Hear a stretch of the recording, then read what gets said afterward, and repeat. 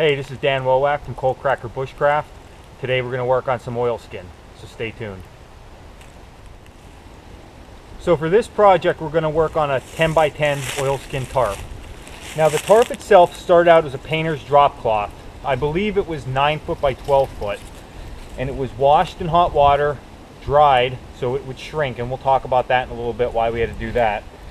And then it was cut and shaped into a 10 by 10 square, and then I used cotton tie-out loops and had them placed on here just for around the edges and down the center seam for tie-outs for different type of tarp setups.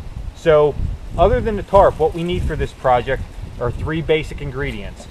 We need mineral spirits, boiled linseed oil, and iron oxide. Now in a long-term scenario, the only thing that I've never done any research on would be the boiled linseed oil. This is something that you would have to have with you for this type of project. And that's fairly cheap, it's not too expensive. The mineral spirits are going to work as a drying agent to help dry out the oily residue that's going to be left behind once we paint that on.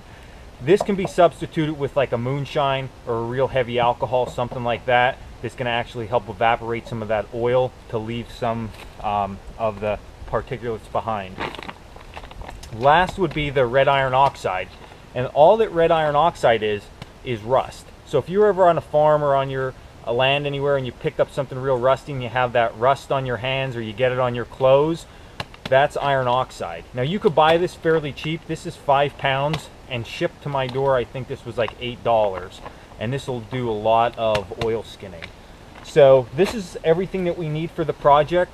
Of course we're going to need some paintbrushes and something to mix this stuff in, but overall, to make a 10 by 10 oilskin tarp this way, you're looking at less than $30. So compared to sometimes if you're going to go out and look online, or you're going to go to a retailer and buy an oilskin tarp, you're saving a large amount of money. And being able to do this allows you in homesteading or long-term type situation to be able to make clothing that has oilskin. If you have a haversack, you can make your oilskin haversack, or of course a tarp. So I'm going to get this stuff rearranged. I'll show you me mixing it. We'll talk a little bit about the process. Okay, so when we are talking about doing oilskin with a type of material, this is cotton canvas, the painter's drop cloth that was sewn into a tarp. And why you want to wash this, if you're in the woods, of course you'd want to get hot water and boil it. When we talk about fabric, fabric is woven, okay, and I'm going to use my fingers as an example. You have fibers that run this way and fibers that run this way. Okay, so a machine loom can only get those fibers so tight. So there's always going to be gaps within them fibers. So by heating that material and then drying it, it's actually going to shrink them fibers more, closing those little holes, which is going to help with it being water repellent. Now you do need to remember that oilskin is not waterproof, it's just water repellent. So we're just trying to get the water from penetrating through it. So by closing down those small holes in the fiber, that's going to aid in the process. Then our iron oxide, why we use this is a very fine, like I said, rust. That rust is going to fill in all those little holes as we paint it on. So that's going to create even more of a smooth surface and not allow penetration through your cloth. What's going to actually repel the water off is our oil, our boiled linseed oil, and our mineral spirits is going to help that oil dry. So it's pretty straightforward overall how we're going to do this. Now as far as for mixing this stuff, basically what you want is you want 2 parts mineral spirits, 2 parts boiled linseed oil, and 1 part iron oxide. We're going to mix all that together, shake it up, make sure it's real well mixed, and then you're just going to take a basic paintbrush and you're going to just paint it on your fabric. Now what I like to do is I like to paint it on one side and then I flip it and I paint it on the other side. If you don't do both sides, I've noticed when you paint the first side, you can see there's a huge difference. The oil will saturate all the way through, but the iron oxide particles won't get all the way through the material. So painting both sides helps create that barrier even more to repel that water. Now once this is painted, it normally takes, in the summertime, about a week to dry. So it's a little bit colder out now. It's probably going to take a lot longer than that. So what I'm going to do is I'm going to just start it here a little bit, and then I'm going to hang it and paint the whole thing and let it dry. Now I have access to a barn, so I'm going to hang it in the barn, paint it, let it dry, and then we'll get it back out here and show you guys how water resistant it is. What I would suggest if you're going to do this is, just if you're going to have to keep it outside, just watch the weather report. I don't know how well this is going to hold up. If you had a torrential downpour and this stuff was still fresh, I would think you'd lose a lot of your mixture that you're actually going to put on here. So to mix this, like I said, we want to put 1 part of the iron oxide, and as you can see, this is just a powder, and I have a paint can here that I got at a store. So this powder I'm going to use just to start, and we can always make up another mixture, about half of this jar. Okay, so I'm going to throw this in, and then our mineral spirits, I'll use a whole jar.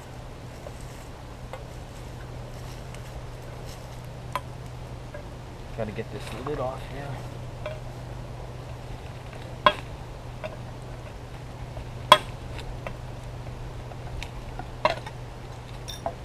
we go.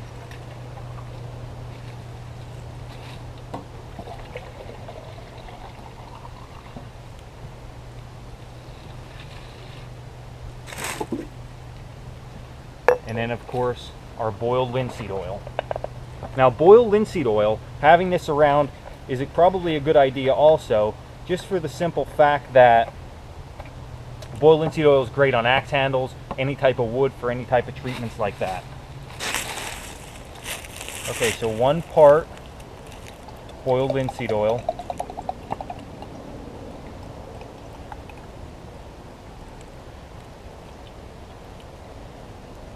And why I'm saying 1 part is because we used a half a part of iron oxide for this first batch. Okay, so I'm going to grab a stick here, and all you want to do is just mix this up real good. And I have my corner of my tarp laid out here so you can see the tie outs that are on here, and you want to mix this up really well, that way that iron oxide is all mixed up in there. And then every so often, you don't want to just keep painting because that oil is going to start to separate. You want to mix this up real good.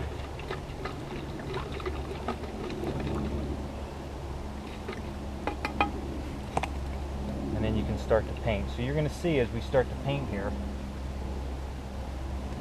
this material is really going to absorb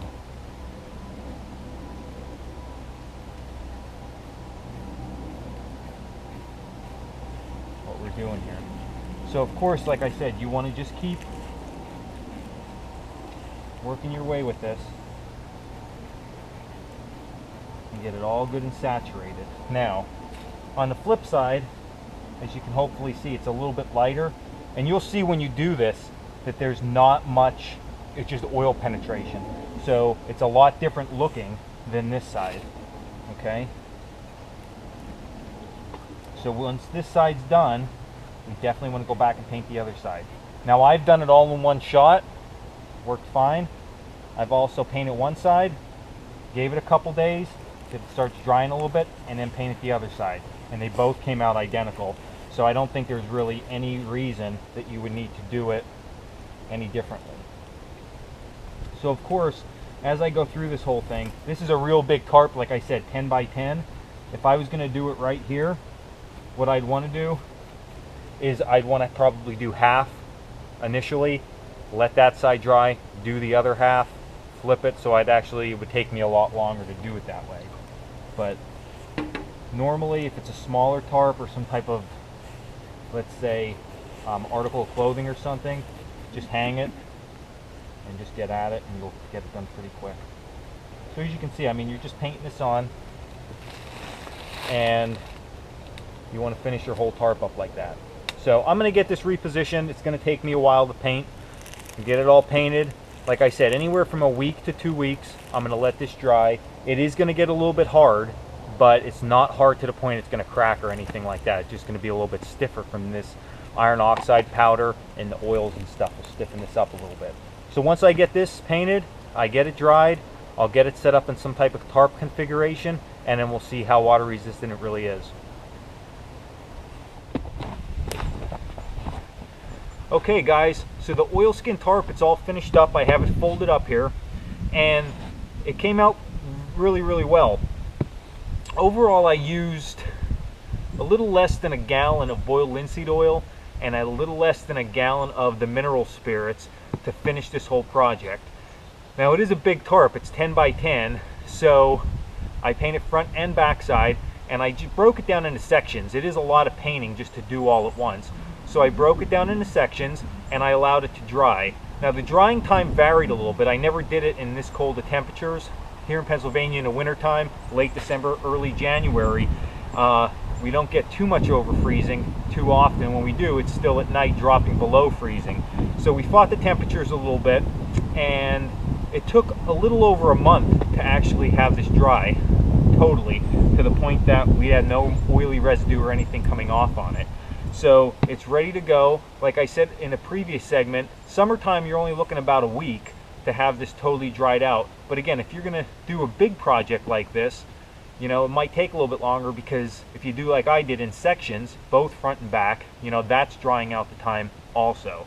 So I want to get this tarp set up in a nice plow point configuration. We're going to look at how water resistant it is and how much room we're getting out of a 10 by 10 tarp. So I'm going to get that set up and we'll go from there.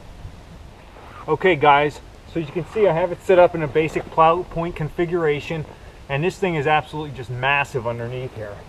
I'm a big guy, I'm 6'2", 230 pounds, and I have more than enough room for myself and any kind of wintertime gear, or if I had, let's say, a backpack and a bucket. I'd also have no problem fitting 2 people under here with 2 guys worth of gear, like they had backpacks and bedrolls, no problem whatsoever. So I'm gonna just crawl in here, show you. I mean, size-wise, this thing's huge. Great for a wintertime environment. So we're going to get some water on this. I'm going to walk you guys around. I'm going to grab the camera. We'll take a quick walk around. I'll show you some of my tie outs and stuff, and then pour some water on and see how it holds up with just a little bit of water getting poured on it. But a quick tip, it's real cold out here in Pennsylvania right now. It's actually around 4 degrees. So one thing you need to keep in mind, if you're out and you're boiling snow or melting snow down and boiling it to purify it, or if you're taking ice, melting it down, once you warm that water up and you drink what you need, don't just let your bottle sit out and freeze up again. Get that close to your body. So I always like to carry my bottle down inside my shirt. It does a few things. Number 1, keeps my core warm. Number 2, it's keeping my water from freezing back up. The worst thing is if you have water and it freezes all around the rim here and you can't open this up, and if you had to put that in a fire, then at some point you can't get that open or you break your cap. A little bit of a problem there, guys. So that's a good tip. Same thing at night. Slide this in your wool blanket or down in your sleeping bag. It'll keep you warm for hours. So let me grab the camera, walk around, look a little bit, and then we're going to pour some water on this and see if it's water resistant. Okay guys, so you can see how the tarp's set up, just basic plow point configuration. Now I have tie outs sewn throughout the middle of this. Okay, and then I have where my stakeout points are, and along that I also have tie out points. Came out a nice brown color. That's what I was really looking for. Okay, so let's see how the water reacts to this. So as you can see, that water's beating right off of that.